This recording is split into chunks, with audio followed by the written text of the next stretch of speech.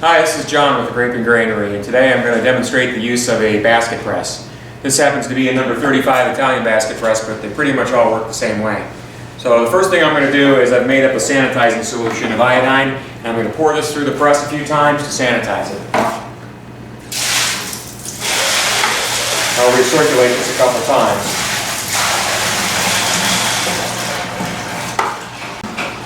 I'm going to dip our blocks into the sanitizer as well.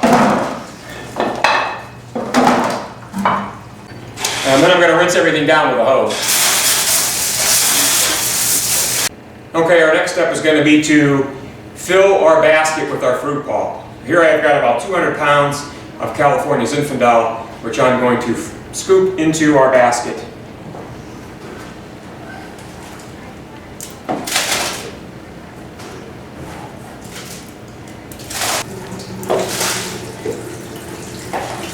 The liquid that's running out of the press now is called the free run.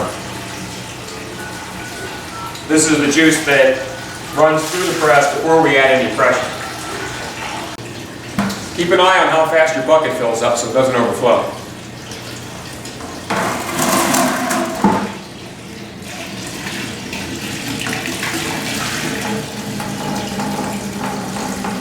I like to use a stainless steel mesh colander to catch some of the larger pieces, skins, and seeds. Put our 2 half moons on top of the fruit pulp.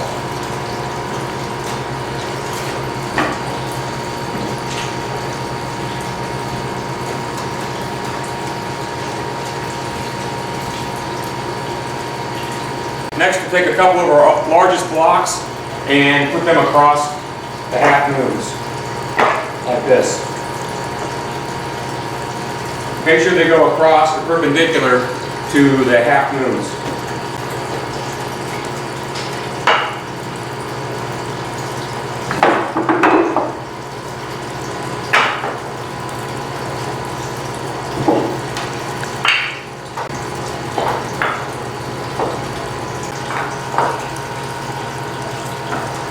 Once we have our blocks in place, we'll go ahead and hold our blocks in place while we begin to ratchet and apply some pressure to hold our... We'll start to ratchet this by hand just to get everything set so that the blocks don't slide.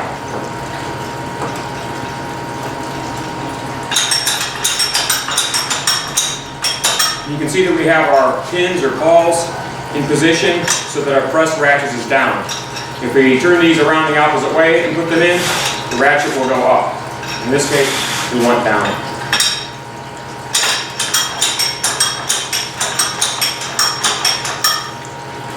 We'll go ahead and apply a little bit of pressure slowly.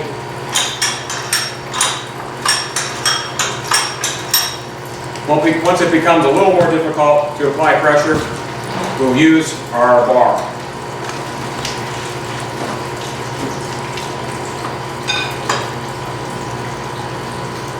Again, just holding our ratchet mechanism in place, we'll begin to ratchet. Make sure to hold your blocks in place by hand until you have sufficient pressure on them so that they don't move.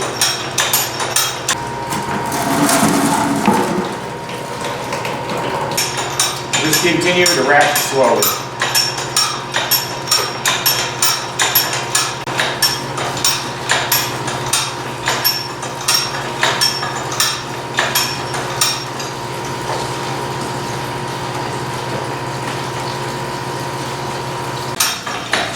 When you start to feel a lot of pressure, it's a good idea to take a break for a minute, let the pomace sort of relax a bit, and then you can start cranking a little bit more.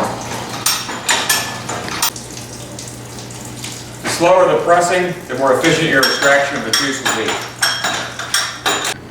Okay, that's just about all we're going to get out of this one, so we're going to flip around the pins and ratchet it again, and that'll ratchet our mechanism up.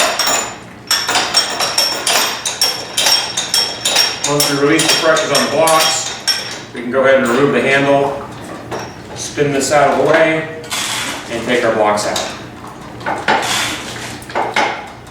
Okay, now that the blocks are removed, we're ready to take our half moons out, and then we'll break our basket apart by taking out the large pins and hold it together, and that'll leave our pomace on the inside.